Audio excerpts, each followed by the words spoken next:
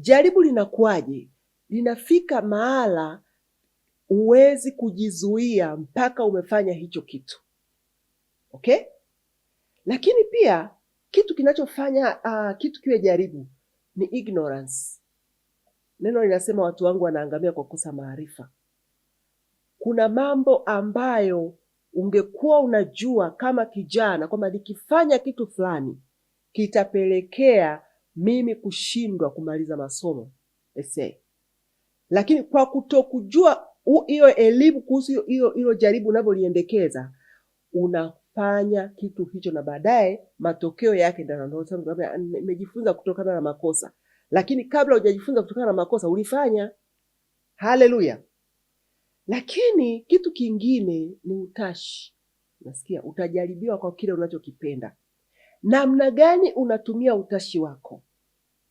Namna gani unatumia utashi kupenda hiari yako? Kile kitu namna gani unajicontrol wewe kwenye kuamua mambo fulani fulani, unaweza ukakaribisha jaribu au ukaliepuka. Haleluya.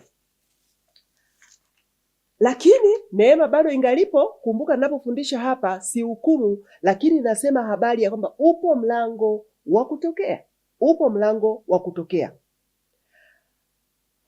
Somo linasema utajaribiwa kwa kile unachokipenda. Hebu jiulize wewe mwenyewe kama kijana. Ni kitu gani ambacho unakipenda sana? Ni kitu gani ambacho kikitokea unaweza ukadondosha hata simu yako? Ni kitu gani ambacho ukiambiwa nje kuna kitu fulani unaweza ukalose control, ukakimbia hata bila viatu? Kumbuka hicho kitu unachokipenda, usipokiwekea mipaka, usipokiwekea namna ya kukitumia au namna ya kukiendea, linaweza kugeuka kuwa jaribu. Kumbuka jaribu is like addiction. Jaribu ni kitu ambacho control yake imeshazidi kiwango. Jaribu ni kitu ambacho kinakuwa sehemu ya maisha yako.